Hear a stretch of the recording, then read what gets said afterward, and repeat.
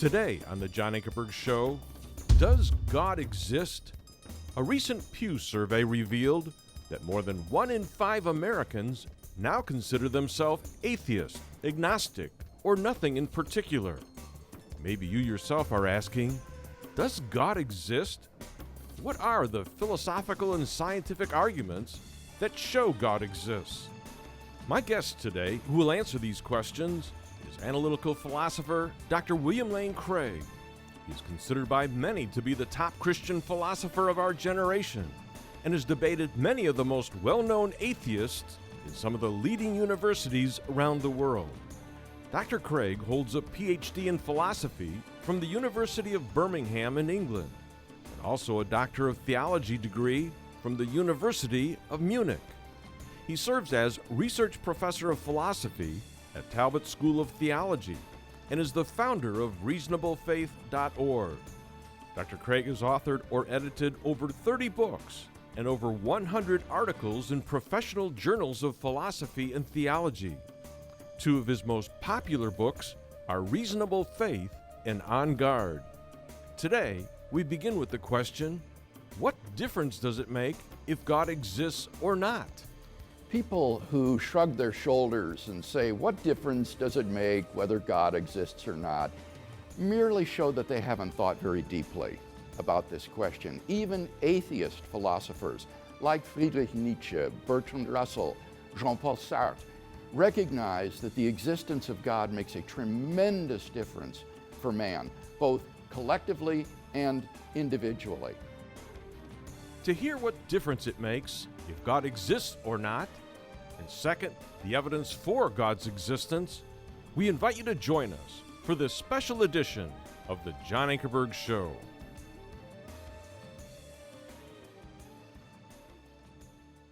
Welcome to our program. I'm John Ankerberg. We've got an exciting program for you today. My guest is Dr. William Lane Craig, who is one of the finest philosophers of our time. He's engaged in debates and dialogues with many of the most well-known skeptics in our world today and at some of the most prestigious universities around the world. You can't believe the pressurized situations that Bill has been in and done a marvelous job. And Dr. Craig, I'm really glad that you're here today, and I want to start with a question that may describe what a lot of people in our audience right now, what they are saying about themselves. What difference does it make if God exists or not? Why does it matter? Many people say that it really doesn't matter to them if God exists or not. And you say the most important question anybody can even answer is the question of God's existence. Why? People who shrug their shoulders and say, what difference does it make whether God exists or not, merely show that they haven't thought very deeply about this question. Even atheist philosophers like Friedrich Nietzsche, Bertrand Russell, Jean-Paul Sartre recognize that the existence of God makes a tremendous difference for man, both collectively and individually. You see, if God does not exist, then human beings are just biological organisms, and like all biological organisms are doomed to die, both individually and collectively as a whole.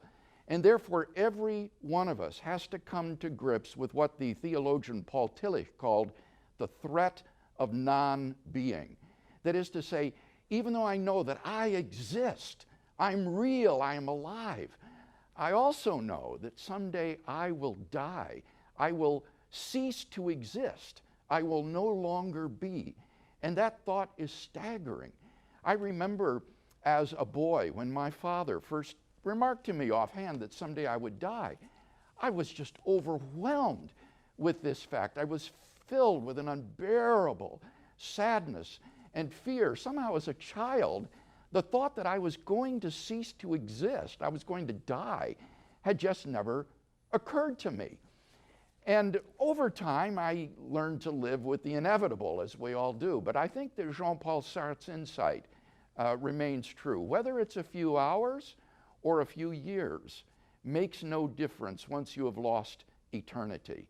And if there is no God, then we have lost any hope of immortality. We have only this finite existence.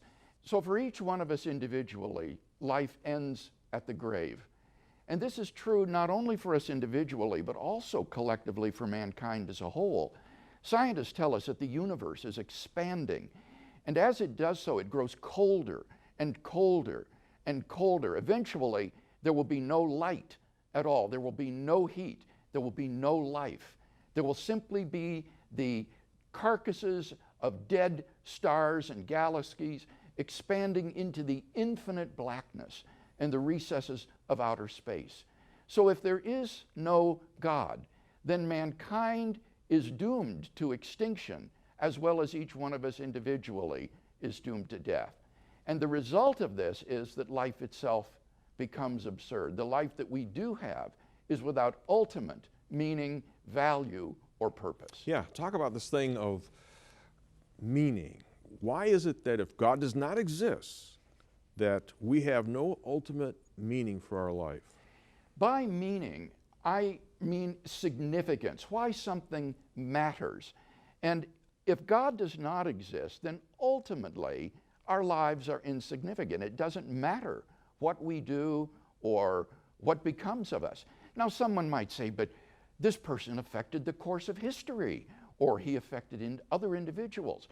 But all that shows is a relative significance to his life, not an ultimate significance. Ultimately, mankind is doomed to extinction in the heat death of the universe.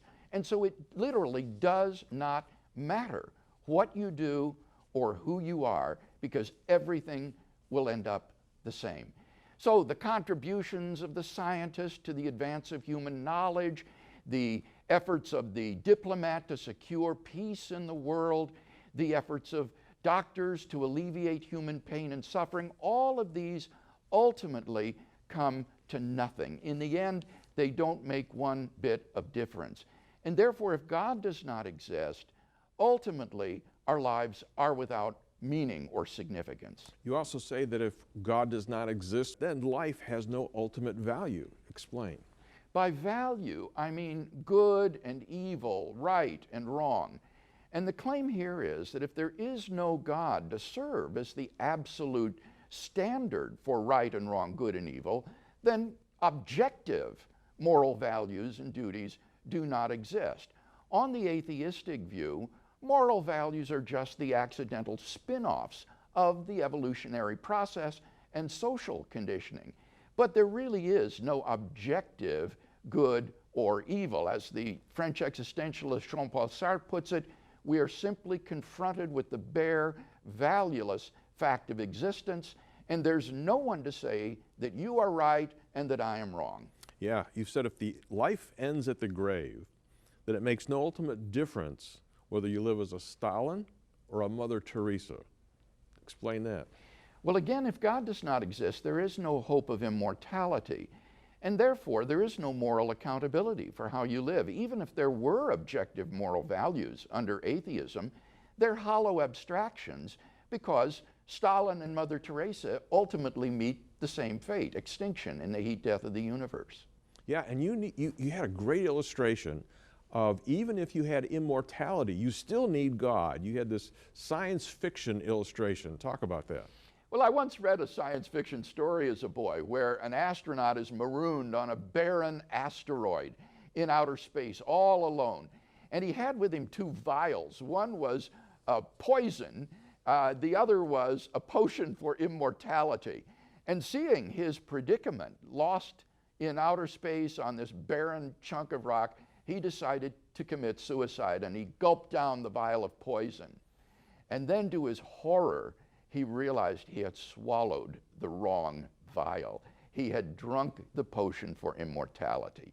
And thus he was cursed to exist, a meaningless, valueless, endless existence.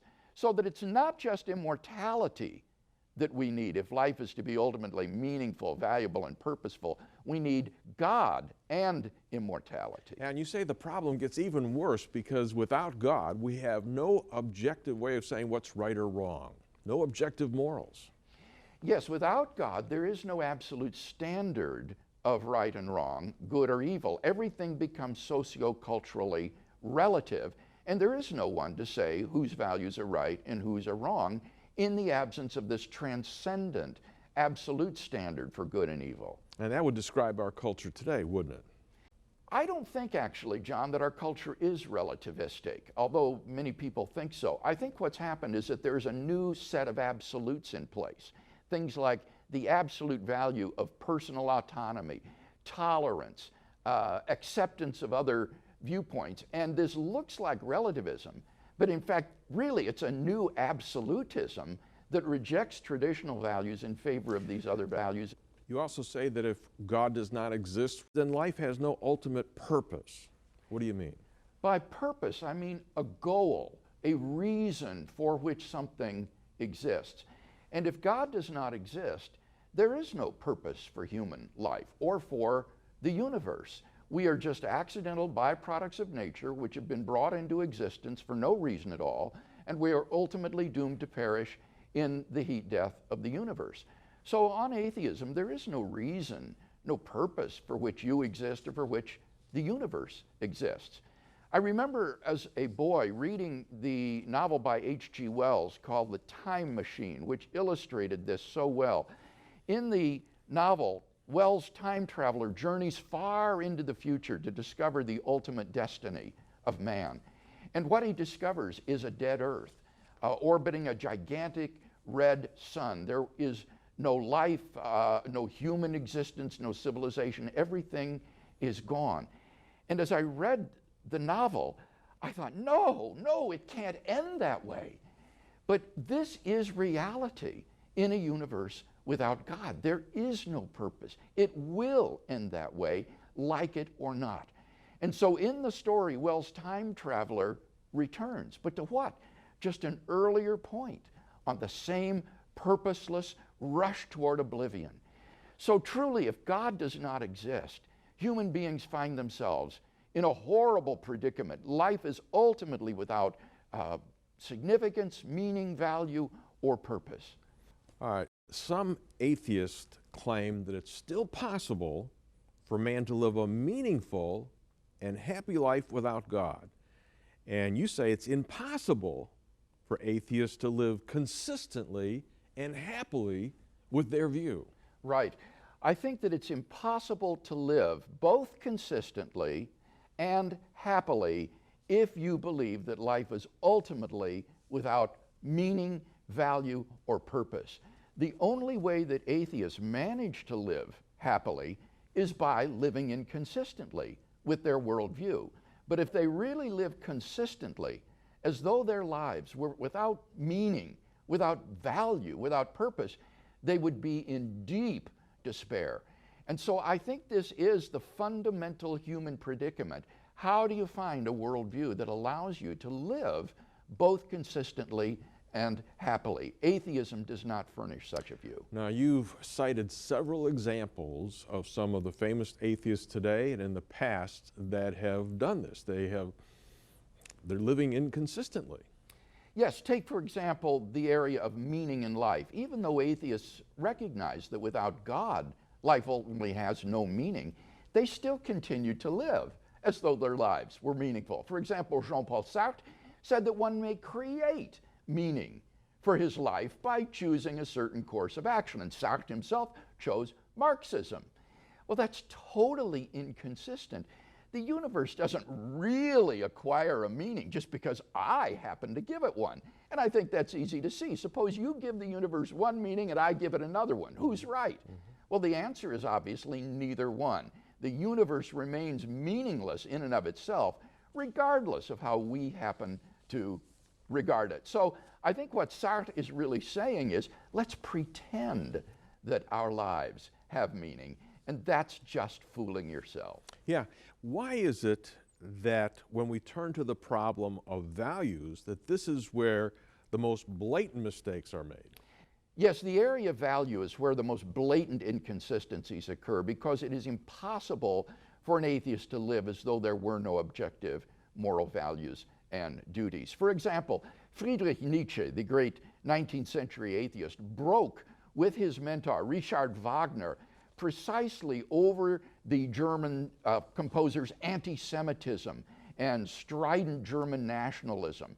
Similarly, Jean-Paul Sartre, writing in the aftermath of the Second World War, declared that a doctrine that leads to the mass extermination of Jews and other peoples is not just a matter of an arbitrary choice, but is really morally reprehensible and unacceptable. Bertrand Russell admitted that he could not live consistently with his own views. He was an outspoken social critic, denouncing war and restrictions on sexual freedom. Even a person like a Richard Dawkins is an unabashed moralist, even though Dawkins says that if there is no God, there is no good, there's no evil, there's nothing but pitiless indifference. Nevertheless, his books are filled with indignant, moral condemnations of practices like harassment of homosexuals, religious indoctrination of children, practice of human sacrifice.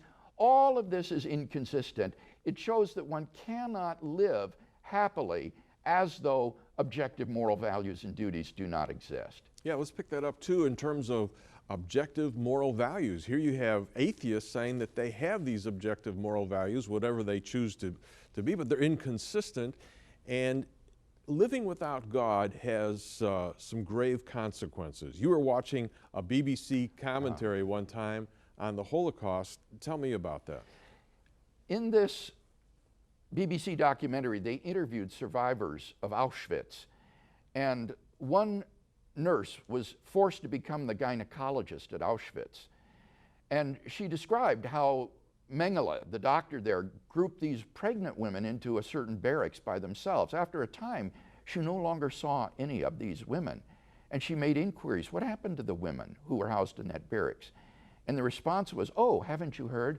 Dr. Mengele used them for vivisection.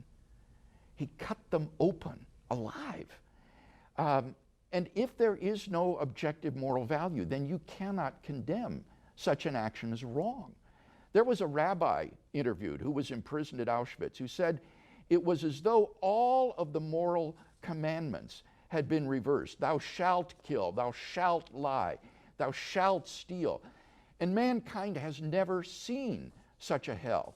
And yet, in a very real sense, if God does not exist, then our world is Auschwitz. There is no good and evil. There is no right and wrong. There is just the bare, valueless fact of existence. And no atheist can live consistently within the framework of such a worldview. Yeah, and I found it incredible that a Dr. L.D. Rue, in a remarkable address to the American Academy for the Advancement of Science in 1991, advocated that we believe in a noble lie. Talk about that.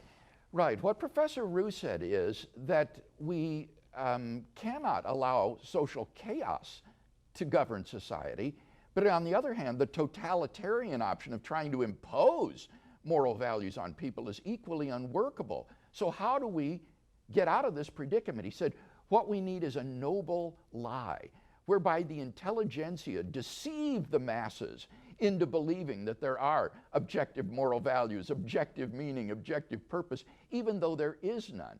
And so Roos advocated that we deceive ourselves by means of this noble lie so that mankind and society can function and go forward. His closing verdict was very telling. He said, without such lies, we cannot live. This is the dreadful verdict pronounced upon modern man. In order to live consistently and happily, he must live in self-deception. Yeah. All right, let's go to the good news. How does biblical Christianity challenge this worldview of modern man? In light of the unlivability of atheism, it seems to me, John, that we need to go back to square one and say, wait a minute, how do we know that God does not exist? If God does exist, then there is an objective basis for meaning, value, and purpose in life. And therefore, I think this should motivate us to examine anew the evidences and arguments for the existence of God and truth of Christianity, because if there is good reason that God exists, that gives us a framework within which we can live consistently and happily. So you said that biblical Christianity provides the two conditions necessary for meaningful, valuable, and purposeful life. God and immortality. Explain that. That's exactly right, John. On biblical Christianity, God does exist and life does not end at the grave. The meaning of life is to be found in a personal relationship with God, which lasts forever into eternity. The values of life are rooted in the nature of God Himself, who is by nature loving, just, kind, generous, faithful, and so forth, so that we can affirm the objectivity of moral values and duties. And finally, there is an objective purpose for life. God has created us for Himself. Our end is to be found in the knowledge of God. This is the fulfillment of human existence, to know God and His love forever. So that unlike atheism, biblical Christianity furnishes the necessary conditions for a consistent and happy life. God and immortality, which give us meaning, value, and purpose. Yeah. This is not just academic for you. You've actually experienced what you're talking about. Take us back to the time when you were not a Christian and you started thinking about these things. Yes, I was not raised in a Christian family, though it was a good and loving family. But I experienced the despair and the blackness that I've talked about and that I later read in the French existentialist philosophers. As I looked out at life and my own existence, I thought, what is the meaning of my existence? I was aware that everything was doomed ultimately to extinction, and I could see no meaning or purpose for my existence or the existence of anything else. And this filled me with a deep despair and blackness. And I don't know if you understand what this is like, but it makes every day miserable, another day to get through. And I remember one day, I was feeling particularly crummy. I walked into my high school German class, and I sat down behind a girl who is one of these types that is always so happy, it just makes you sick. And I tapped her on the shoulder and I said, what are you always so happy about anyway? And she said, it's because I know Jesus Christ as my personal Savior. And I said, well, I go to church. And she said, that's not enough, Bill. You've got to have Him really living in your heart. And I said, well, what would He want to do a thing like that for? And she said, because He loves you, Bill. And that just hit me like a ton of bricks. Here I was so filled with despair and anger. And she said, there was someone who really loved me. And who was it but the God of the universe? And that thought just staggered me, to think that the God of the universe could love me, that worm named Bill Craig down there on that speck of dust called the planet Earth. And so I went home that night and picked up a New Testament that had been given to me in the 5th grade by the Gideons when they visited our grade school. And I began to read it. And as I read the Gospels, I was absolutely captivated by the person of Jesus of Nazareth. There was a wisdom about this man's teaching that I had never encountered before. And there was an authenticity about his life that was simply undeniable. Well, to make a long story short, I went through about 6 months of the most intense and agonizing soul searching that I've ever gone through, until finally I just came to the end of my rope, and one night I cried out to God. And I cried out all the anger and the bitterness that had been building up inside of me. And as I did so, I felt this tremendous infusion of joy, like a balloon being blown up until it was ready to burst. And I rushed outdoors. It was a warm Midwestern summer evening, and you could see the Milky Way from horizon to horizon. And as I looked up at the stars, I thought, God, I've come to know God. And that moment just changed my whole life. I knew that I could not do anything less than spend the rest of my entire life sharing this good news with mankind, because if this is the truth, if it's really the truth, this is the greatest news ever announced. Folks, this is the truth, and we hope that you'll keep listening in this series. Next week, we're going to talk about 5 good reasons to believe in the existence of God. So I hope that you'll join us then. Stay tuned for scenes from next week's program. If you would like to have all of the information in our new series, Does God Exist? Arguments for the Existence of God, with philosopher Dr. William Lane Craig. It is available now on DVD. In this series, he answers the questions: what difference does it make if God exists or not? What would the implications be if God did not exist? Then he presents 5 good reasons why God does exist. And he explains why the origin of the universe is strong evidence, both scientifically and philosophically, for the existence of God. Finally, he addresses the problem of evil and suffering, which says, if God is all loving and all powerful, then he wouldn't allow evil and suffering to exist. But evil does exist. Therefore, God does not exist. Dr. Craig explains how to answer both the intellectual and emotional parts of this argument. All 4 programs in this important series are available on DVD for a gift of $49. Then we taped a second series with Dr. Craig entitled The Case for the Life, Death, and Resurrection of Jesus. In this series, he answers the questions: how do we know that the gospel records about Jesus' life are historically trustworthy? And how do we know that the writers didn't just make up the sayings and stories about Jesus? Then, who did Jesus think himself to be? Did Jesus really claim to be the Messiah and the unique Son of God? What 4 historical facts, accepted by a wide spectrum of New Testament scholarship today, lead to the conclusion that Jesus really did rise from the dead? The 3 programs in this series are available on DVD for a gift of $39. Then third, we're also making available Ravi Zacharias Answers Skeptics, and Ravi Zacharias answers questions from students in Europe, the Middle East, and America. These 2 series with renowned apologist Dr. Ravi Zacharias contain 6 programs and are available on DVD for a gift of $98.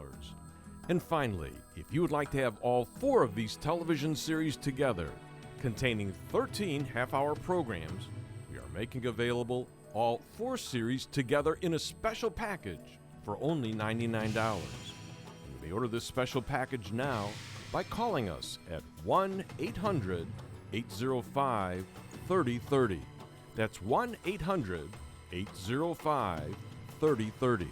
Or you may order these materials at our website at jashow.org. Next week on The John Ankerberg Show, To say that the universe just popped into being uncaused out of nothing would be worse than magic. When a magician pulls a rabbit out of the hat, at least you've got the magician, not to mention the hat. But on atheism, you have to say that the universe just popped into being uncaused out of absolutely nothing, which is surely absurd.